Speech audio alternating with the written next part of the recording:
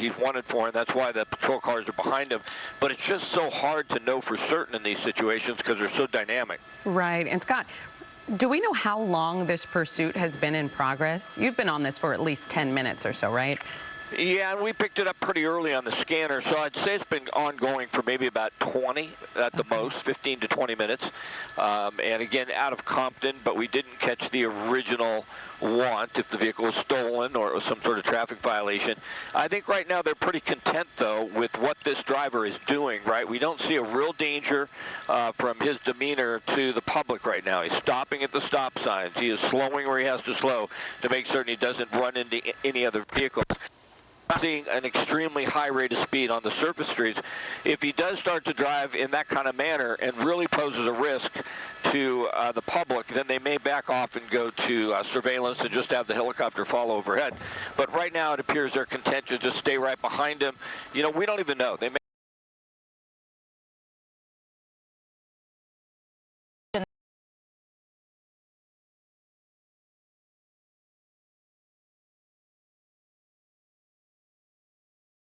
that he has been stopping at certain areas, so it hasn't been much of a high risk.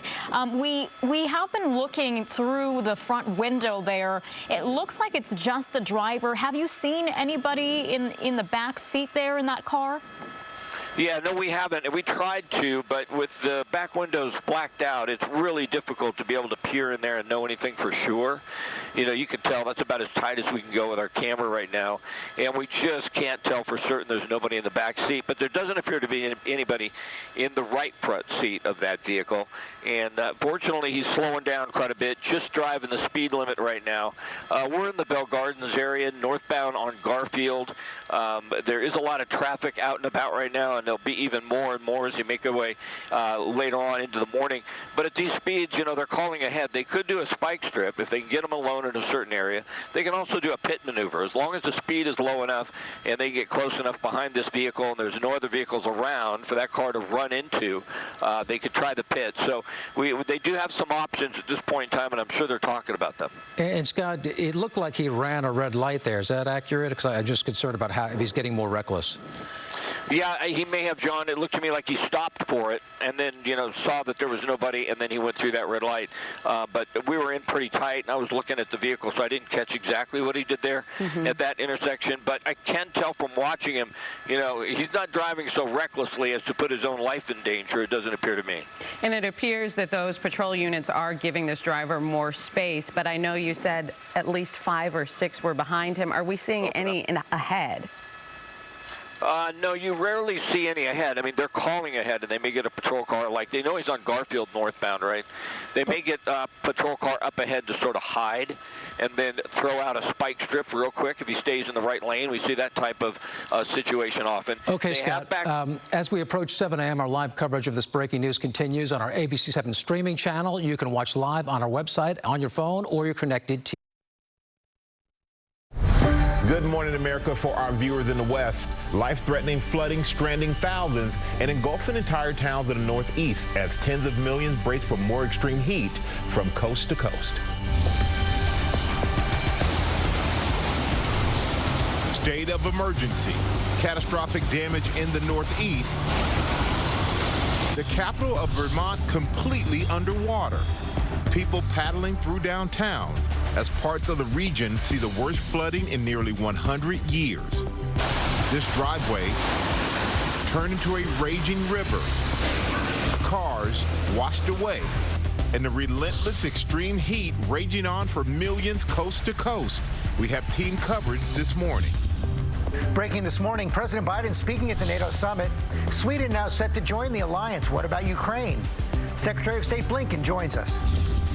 Terrifying landslide and growing fears. Nearly a dozen homes swallowed up in this California neighborhood. The ground still moving. Matt Gutman on the scene. Overnight, the massive manhunt by land and air for the escaped murder suspect and survivalist.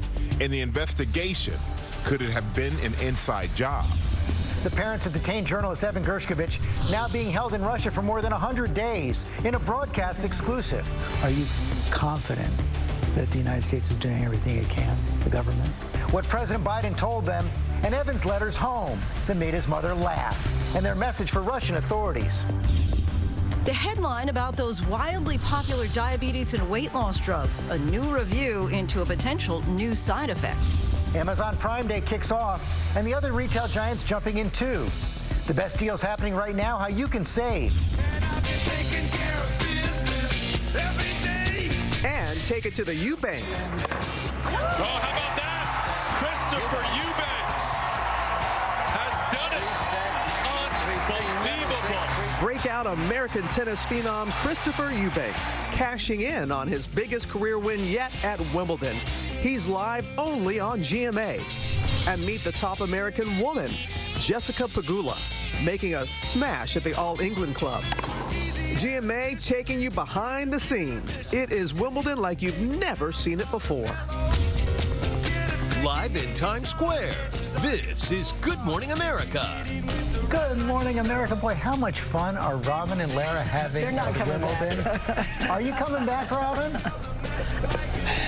Unclear. It's unclear.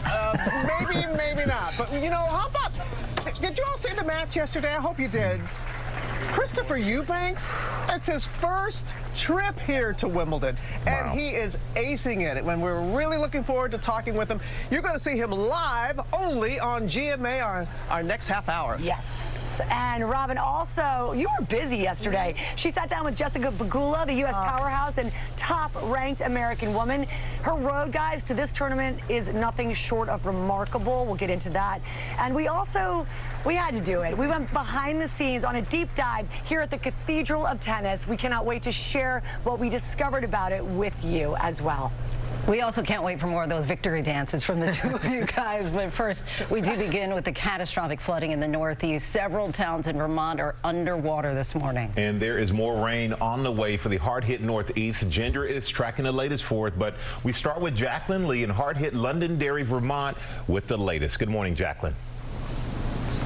Hey, Michael, good morning. You can see just how powerful the flooding was here in Londonderry, washing away part of this road, creating this massive sinkhole. And the flooding is so bad throughout parts of the state that 2 swift water rescue teams are currently stranded. This morning, life-threatening water swallowing roads and stranding thousands as much of New England remains under flash flood warnings. 3 people were stuck in a trailer.